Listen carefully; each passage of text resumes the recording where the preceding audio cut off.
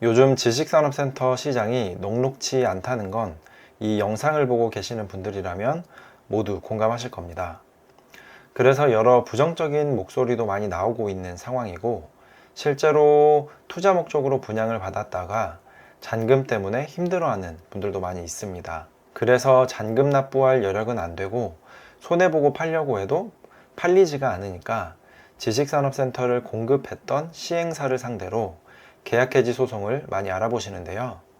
이런 분들이 궁금해 하실 만한 지식산업센터 계약 해지에 대해 한번 알아보려고 합니다. 폭발적으로 공급이 되고 공급이 되었던 물량들이 지금 상당 부분 입주를 하고 있는 상황입니다.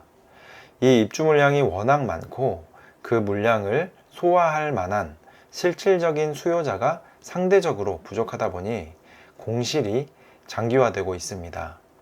공실이 장기화되면서 대출 이자와 관리비도 지속적으로 지출되고 있는 상황입니다. 지출이 장기적으로 발생하니까 투자로 접근을 했던 최초 수분양자들은 많이 지쳐 있는 상태입니다.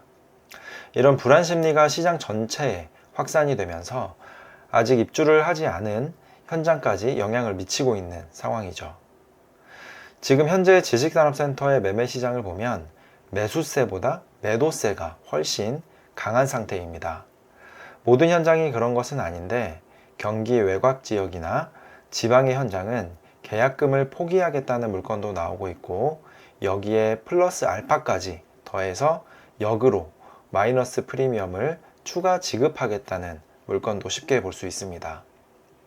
예를 들어서 3억짜리 물건에 계약금 포기 플러스 추가 마이너스 프리미엄 2천만원짜리 조건이 있다면 매도 조건으로 계약금 3천만원과 마이너스 피 2천만원을 포함해서 총 5천만원을 매수자에게 지급하겠다는 것입니다. 이처럼 현재의 지식산업센터 매매 시장은 매수자가 절대 우위인 상황입니다. 그런데 이렇게까지 해서 매도를 하려는 사람이 있는 반면 그렇지 못하신 분들도 많이 있거든요. 계약금 포기까지는 고려하지만 그 이상 추가 조건을 내걸기에는 힘든 분들이 있습니다. 그래서 결국은 시행사에 계약 해지를 요청하거나 법무법인을 통해서 계약금 반환 청구 소송을 진행하는 경우가 최근 많이 발생하고 있습니다. 그렇다면 이렇게 계약 해지 또는 계약금 반환 청구 소송을 진행하게 되면 무조건 계약 해지나 계약금을 반환받을 수가 있을까요? 결론부터 말씀드리면 생각만큼 쉽지가 않다라고 합니다. 당연히 승소를 해서 계약을 해지하거나 계약금을 반환받는 사례가 있기는 하지만 승소 확률이 높지 않기 때문에 소송을 고려하고 있는 분들은 참고를 하셔야 하겠습니다. 일단 승소를 하려면 계약서상 시행사 혹은 시공사 측에 어떤 중대한 과실이 있어야 하는데, 있다고 하더라도 계약서상 안전장치를 마련해 놓아서 과실을 입증하기가 쉽지가 않고, 분양 상담을 도와주었던 상담사를 대상으로 소송을 해도 투자 목적으로 상담을 받았다면 이것 또한 불리하게 작용할 수 있다고 합니다. 최근 한 법무법인에서 내놓은 분양계약 취소, 해제에 관한 법원 판결 동향 자료를 살펴보면 분양 목적물의 용도 관련 분양계약 취소, 전매 제한 등 법령상 제한에 따른 분양계약 취소, 방문 판매에 관한 법률상 철회권 행사, 설계 변경 등에 따른 분양계약 해제, 고지 의무 위반에 따른 분양계약 취소 등 총 5가지 경우의 법원 판결 동향을 소개하고 있는데요. 이 판결 동향을 하나씩 살펴보도록 하겠습니다. 이 중 첫 번째, 주거가 가능하다고 광고한 생활형 숙박시설이나 지식산업센터의 사례입니다. 주거로 사용 가능하다는 홍보가 이루어진 사례가 있었는데, 이에 대해 착오를 일으키거나 기망을 했다는 이유로 분양대금 반환 소송이 대거 제기되었다고 합니다. 이에 대법원의 입장은 광고에서 중요한 사항을 거짓으로 알리면 사기라고 보고 있지만, 조금 과장된 표현은 거래의 관행으로 이해될 수 있을 정도면 사기가 아니라고 보고 있습니다. 즉, 분양받은 건물의 운영이나 수익에 관한 사항은 투자자 스스로 판단해야 하고 책임져야 한다는 입장입니다. 요약을 하면 분양에서 사기나 착오로 계약을 취소할 수 있는지 판단할 때 광고의 내용, 계약서의 명시사항, 분양받는 사람의 동기 등을 종합적으로 고려해서 결정한다고 합니다. 다음 두 번째, 전매 제한 등 법령상 제한에 따른 분양계약 취소입니다. 건축물 분양에 관한 법률을 줄여서 건분법이라고 부르는데, 전매 제한 등 법령상 제한에 따른 분양계약 취소는 건분법을 적용받는 건물에 대한 내용으로 산지법을 적용받는 지식산업센터와는 크게 관련이 없는 사항이긴 합니다. 건분법의 경우 최소 수분양자가 건물을 2명 이상에게 매도할 수가 없는데, 이것을 모르고 샀다가 제한이 있다는 것을 알고 계약을 취소하려는 것입니다.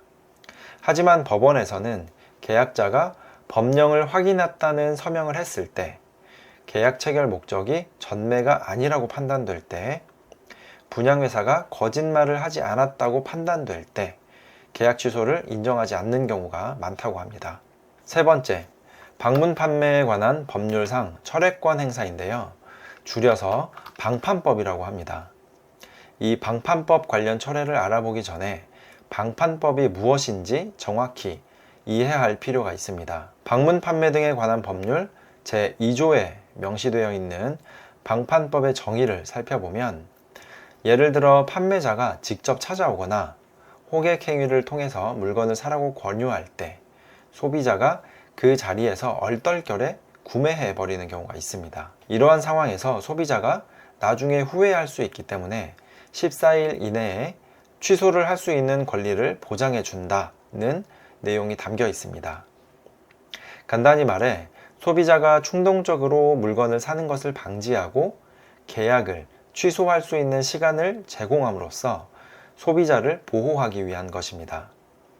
그래서 최근에 이를 이용해서 계약을 취소하려는 시도가 늘어나고 있는 추세입니다. 그러나 법원에서는 이 방문 판매법이 직접 사용하려는 목적으로 구매했을 경우에만 적용돼서 전매나 임대 수익을 목적으로 부동산을 구매한 경우에는 법원이 이를 소비자라고 인정하지 않아 방문 판매법이 적용되지 않을 가능성이 높다고 보고 있습니다. 또 방문 판매법은 계약서에 철회권에 대한 정보를 명시하지 않으면 철회권을 알게 된 날로부터 14일 내에 계약을 취소할 수 있다고 규정하고 있습니다. 하지만 분양계약의 경우 건축물의 용도에 따라 다른 법률이 적용되어 계약서가 발급되기 때문에 철회권을 행사할 수 있는지 여부는 분양계약의 근거 법령에 따라 달라질 수 있다고 합니다. 실제로도 대다수가 계약 취소 이유로 이 방판법을 근거로 소송 진행을 하는데, 일부 승소 사례가 있다고는 하나 개인적으로는 아직 승소 사례를 직접 접해보지는 못했습니다. 네 번째, 설계 변경 등에 따른 분양계획 해제 관련 법원 판결 동향입니다.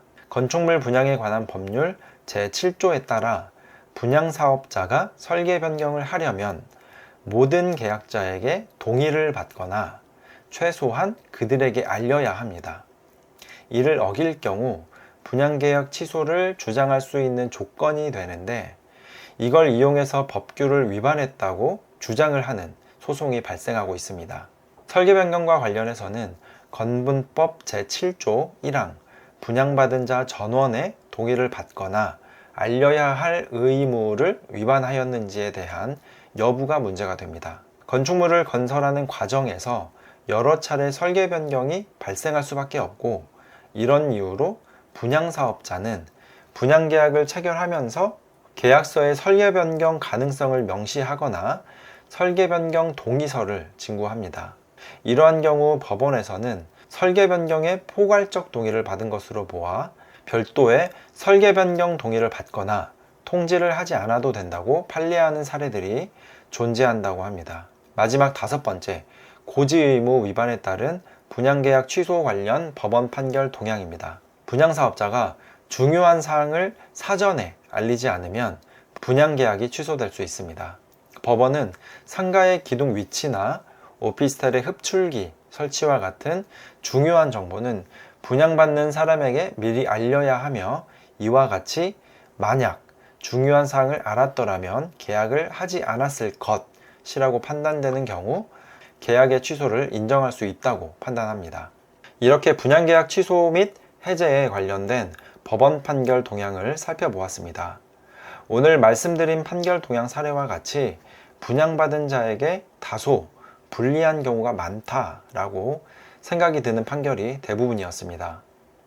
이처럼 분양사업을 하는 시행사나 시공사 측에서는 계약 해제와 취소 여러 가지 민원 대비를 위해서 계약서를 철저히 준비해 놓기 때문에 개인적으로는 분양계약 취소나 해제는 안타깝지만 쉬워 보이지 않는 것이 사실입니다. 하지만 정말 취소 사유에 해당이 된다면 그리고 소송을 반드시 해야 하는 상황이라면 오늘 이야기한 판례들을 미리 살펴보고 대비해 나가면서 준비하는 것이 조금이라도 승소 확률을 높이는 방법이 아닐까 합니다.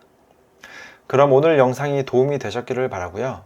오늘 영상 언제든지 찾아보실 수 있도록 구독과 좋아요 해놓으시면 좋을 것 같습니다. 감사합니다.